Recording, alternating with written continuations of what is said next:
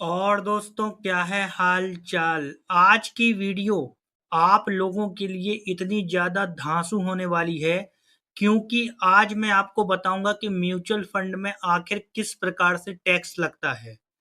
Long term capital gain और short term capital gain, आखिर ये आपके म्यूचुअल फंड के रिटर्न पर कैसे कैलकुलेट होता है। बल्कि मैं आज यहाँ पे आपको लाइव कैलकुलेशन दिखाऊंगा क्योंकि मुझे टैक्स भरना पड़ गया है म्यूचुअल फंड पे। तो मैं आपको बताऊंगा कि मुझे टैक्स क्यों लगा और आखिर मुझे कितना टैक्स लगा। मैं पूरी की पूरी आपको आज की वीडियो में कैलकुलेशन समझाऊंगा। दोस्तों बहुत सारे लोग ये फकाई करते हैं कि टैक्स बहुत ज्यादा लगता है म्यूचुअल फंड में, ये होता है वो होता है। भाई आपके रिटर्न के हिसाब से टैक्स लगता है, कोई दिक्कत की बात नहीं है। आप लोग इतनी ज्यादा चिंता मत कीजिए कि टैक्स जरूरत से ज्यादा हो गया है। आपने यदि कमाया है तो आपको भारत सरकार को टैक्स देना होगा। और म्यूचुअल फंड की जानकारी भारत सरकार के पास पहले से होती है आपकी, यानी इनकम टैक्स के पास आपकी म्यूचुअल फंड आपने कितने कितने रुपए के खरीदे हैं और कितने कितने रुपए के बेचे हैं। सारी जानकारी, पूरी एक एक रुपए की जानकारी इनकम टैक्स के पास होती है।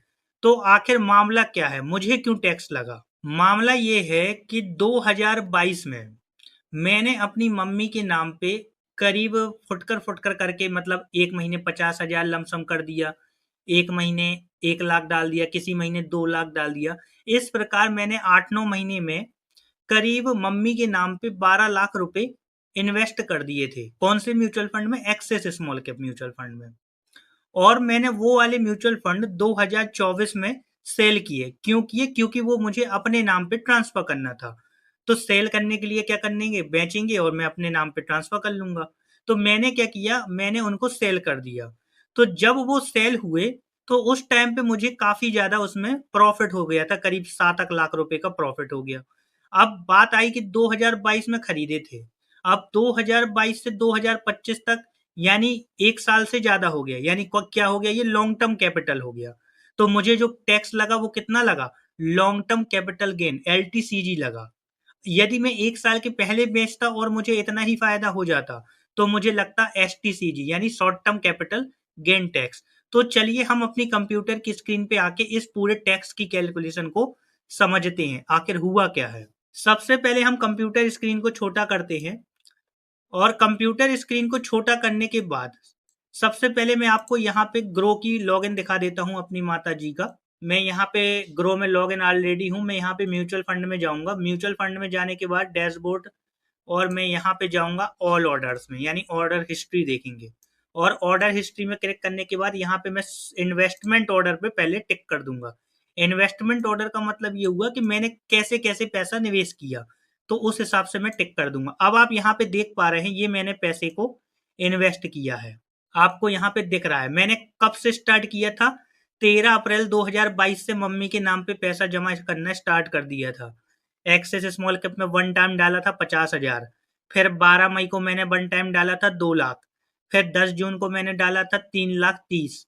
18 जुलाई को डाला था 2.5 लाख। 10 सितंबर को 1 लाख, 1 लाख। इस प्रकार से मैंने ये पैसा इन्वेस्ट किया था। अब आप सोच रहे होगे ये 5-5 रुपए क्यों एक्स्ट्रा डाले? क्योंकि वो जो स्टाम्प ड्यूटी है मैं उसको भी जोड़ के डाल देता था। तो इस प्रकार से मैंने करीब ये इस प्रकार से पैसे डाले थे। तो मैं अब आपको एक्सेल में समझाता हूँ।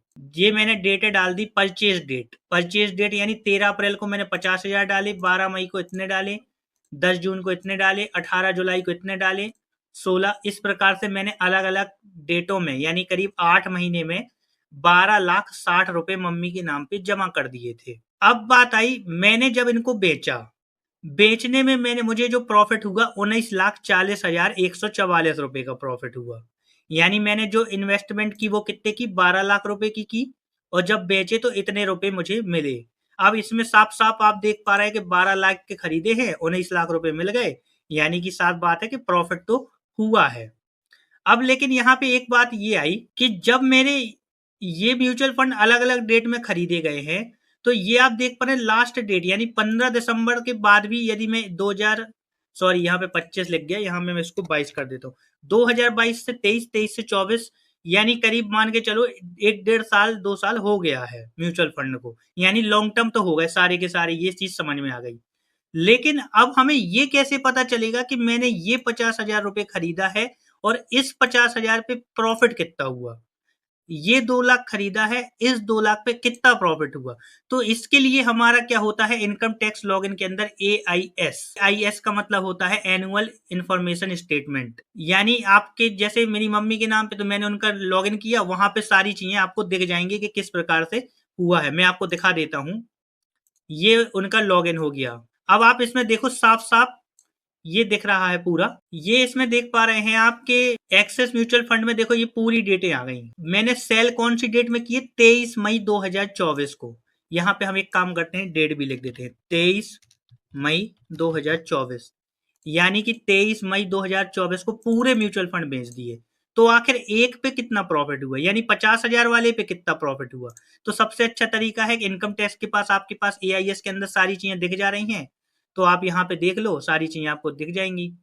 ये आ गया, देखो आप कॉस्ट ऑफ एक्विजिशन, यहाँ पे आपको साफ साफ दिख रहा है कि 50,000 में खरीदे थे, 77,599 का प्रॉफिट हुआ। इसमें कितना हुआ? 77,599 का प्रॉफिट। 12 मई वाले पे कितना प्रॉफिट हुआ? 2 लाख पे। अब 12 मई वाला 2 लाख आप देखो यहाँ पे एक्विजिशन में कहाँ पे है? 2 लाख। ये 2 लाख पे मुझे प्रॉफिट हुआ 3,43,288। 3,43,288। 3,30,000 पे प्रॉफिट कितना हुआ? 3,30,000 ये है, यहाँ पे मुझे प्रॉफिट हुआ 5,15,399। तो मैंने यहाँ पे 5,15,399 लिख दिया। अब आया 2.5 लाख। 2.5 लाख वाले पे कितना प्रॉफिट हुआ? 2.5 लाख कहाँ गया? 2.5 लाख ये है 4,10,939। 4,10,939। 4,10,939। 16 सितंबर 2022। 16 सितंबर 2022 में कितना था? ये सब 1-1 लाख के थे। तो 1-1 लाख में आप किसी में भी प्रॉफिट मान सकते हैं, क्योंकि आपको यहाँ पे ये समझ में नहीं आएगा कि कौन से वाले में कितना हुआ। तो देखो सब में अलग अलग हुआ। जैसे इसमें हुआ 1,46,559। 1,46,559। एक में हुआ 1,47,885। 1,47,885। एक में कितना हुआ? 1,48,754। 1,48,754। और एक और है 1,49,739। 1,49,739 कितना आया? 1,49,739। 1,49,739 यहाँ पे हमने देख लिया। अब आप देख पा रहे हैं इसमें टोटल जो मेरा बिका वो कितने का बिका? 19,40,163। हम इसको एक काम करते हैं, सम कर लेते हैं। इस पूरे को सेल को सम कर लेते हैं। तो सम करने पे आया मेरा कितना? 19,40,162। और इनकम टैक्स ने इसको 163 कैलकुलेट किया है, तो हम इसको 101-2 रुपए हो सकता है दशमलव दशमलव रहा होगा, तो इनकम टैक्स के पास इतना आया। और ये वाला जो आया ये मैंने निकाला था अपना यहाँ पे बेच के ग्रो में। मैं यहाँ पे रिडीम वाले ऑर्डर में देख सकते हैं, आप देखिए मेरे पास जो पैसा आया खाते में 19,40,144 रुपए आया। थोड़ा बहुत स्टाम्प ड्यूटी वगैरह लग गया होगा, इसलिए मेरे पास कम आया। लेकिन इनकम टैक्स के पास जो जानकारी आई वो ये वाली आई। अब आप इसमें देख पा रहे हैं कि सारे के सारे हमारे कैसे बिके? लॉन्ग टर्म कैपिटल गेन में। अब मेरे यहाँ पे बात आ रही है कि मुझे किस प्रकार से टैक्स लगेगा। यहाँ पे टैक्स लगेगा मुझे, आप पहले नंबर पे ये वाली डेट याद रखिए, 23 जुलाई 2024। 23 जुलाई 2024 को निर्मला सीतारमन ने जो म्यूचुअल फंड है उन पे 12.5% लॉन्ग टर्म कैपिटल गेन लगा दिया था। पहले कितना था? 10%। बाद में कितना हो गया? 12.5%। अब बात आई मैंने कब बेची? मैंने बेचे 23 मई, यानी इनके अनाउंसमेंट के पहले।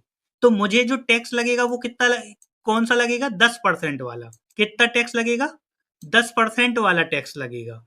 तो और मुझे जो लॉन्ग टर्म कैपिटल गेन पे जो बेनिफिट मिलना है वो कितने का मिलना है? 1.25 लाख रुपए का। तो मैं क्या करूंगा, अब मैं यहां से अपना निकालूंगा क्या? मुझे long term capital gain total कितना लगा? मेरे पास पैसा कितना आया? 19,44,144 माइनस 12,60,000 रुपए, 7,40,084 रुपए। कितना आया? एक सेकेंड, मेरे पास जो पैसा आया कितना? 7,40,084 रुपए। अब जो ये 7,40,084 रुपए आया, इसमें मेरा क्या होगा? 1.25 लाख रुपए की छूट है इनकम टैक्स की वजह से। तो मैं क्या करूंगा, 1,25,000 यहाँ पे इसको घटा दूंगा। तो 7,84,000 माइनस 40, 1,25,000। तो 6,15,084 रुपए पे मुझे टैक्स लगना है। कितना टैक्स लगना है? 10%। क्योंकि मेरा पहले बिके निर्मला सीतारमन के अनाउंसमेंट के पहले। तो 6,15,084 का मैंने निकाल लिया कितना? 10%। तो यहाँ पे आ गया 61,508 रुपये। और इस पे मुझे 4% क्या लगना है, सरचार्ज टैक्स। तो 4% मैं यहाँ पे ये भी जोड़ दूंगा। तो यहाँ पे 4% जोड़ा तो 61,508 का 4% निकाला तो आया 2460 रुपये। तो हमने क्या किया, 2460 को और इसको दोनों को क्या कर दिया, जोड़ दिया। तो टोटल जो मेरा टैक्स कितना बन रहा है, 63,968 रुपये टैक्स बन रहा है। और मैंने यहाँ पे आप देख सकते हैं मैंने जो टैक्स भरा है कितना, 63,968। ये मेरे सीए ने मुझे बना के दिया था, ये आप देख सकते हैं टैक्स आया 63,968। और इसमें क्या होगा देखिए, ये long term capital gain LTCG कितना आया, 7,84,000 रुपये, यही आ गया। अब आप इसमें अदर इनकम, ये जो इनकम है, ये वाली जो इनकम है, ये जो दिख रही है आपको इनकम, ये वाली जो इनकम है 5,13,651, ये एफडी की इनकम है। तो भले ये अब 12 लाख के ऊपर पहुंच गई, तो 12 लाख पे टैक्स नहीं लगेगा, टैक्स लगेगा केवल इस पे, क्योंकि ये वाली इनकम तो 7 लाख के नीचे है। और ये जो एलटीसीजी पे टैक्स लगा वो इस पे टैक्स लगेगा। यानी म्यूचुअल फंड पे आपको टैक्स देना ही पड़ेगा, चाहे कुछ भी हो जाए। तो ये वाला टैक्स का कैलकुलेशन हो गया। अब बात आती है, यदि ये शॉर्ट टर्म कैपिटल गेन होता तो कितना लगता। यदि मैं ये वाले म्यूचुअल फंड है, ये पूरा का पूरा अगर शॉर्ट टर्म कैपिटल गेन होता, तो शॉर्ट टर्म कैपिटल गेन में 15% टैक्स था पहले, 23 जुलाई 2024 के पहले 15% था। तो और साथ में 1.25 लाख की छूट भी नहीं मिलेगी, 1,25,000 की छूट नहीं मिलेगी। तो यानी मुझे जो 7,40,103 रुपये आया, 7,40,103 पे पूरा पूरा 15% टैक्स लग जाता। यानी यदि मैं शॉर्ट टर्म निकाल दूं इसी का, तो 15% के हिसाब से करीब 1,11,015 रुपये टैक्स लगता और साथ में 4% और लग जाता। और 23 जुलाई के बाद लगेगा शॉर्ट टर्म में 20%, यदि इतना ही प्रॉफिट 20% के हिसाब से कैलकुलेट हो रहा। यानी आपको बात समझ में आई कि यहाँ पे क्या हो रहा है कि जो टैक्स का कैलकुलेशन है वो ऐसे देखा है। यानी इनकम टैक्स के पास आपकी देखो हर प्रकार की जानकारी है, आपने कौन कौन सी डेट पे खरीदी सब पहुंच गया इनकम टैक्स के पास। इसलिए आप लोगों को म्यूचुअल फंड में यदि कमाई होती है तो आप उसका टैक्स दीजिए, ये आपको देना पड़ेगा। म्यूचुअल फंड कंपनी आपका टैक्स नहीं काट पाएगी, उसे काटना पड़ मतलब आपको भरना पड़ेगा टैक्स, तब जाके आपका सही से मतलब चलेगा। और मैं कहूंगा देखिए, मुझे टैक्स इसलिए लगा क्योंकि मुझे अपनी मम्मी के नाम से अपने नाम पे ट्रांसफर करने थे पैसे, इसी वजह से क्या हुआ, मुझे 63,000 रुपये का टैक्स देना पड़ा। लेकिन यदि आप लॉन्ग टर्म के विजन से हैं, 15, 20, 25 साल बाद जब रिटर्न बनेंगे तब जाके टैक्स देखेंगे, अभी तो कोई दिक्कत की बात नहीं है, टैक्स की ज्यादा चिंता करने की जरूरत नहीं है, बहुत कम टैक्स रहेगा। आगे चल के जितना भी होगा, 12.5 होगा, 15 होगा, 20 होगा, जितना भी हुआ नॉर्मल फायदा कमाएंगे तो देंगे, नहीं कमाएंगे तो नहीं देंगे, चिंता की कोई बात नहीं है। तो आशा करता हूँ आज की वीडियो से आपको पूरा का पूरा टैक्स का कैलकुलेशन समझ में आ गया होगा। यदि आपको अभी भी इसमें कोई डाउट है तो आप मुझे कमेंट करें, मैं सारे कमेंट के जवाब देता हूँ। कृपया मेरे इस चैनल को सब्सक्राइब जरूर करें। धन्यवाद, थैंक यू।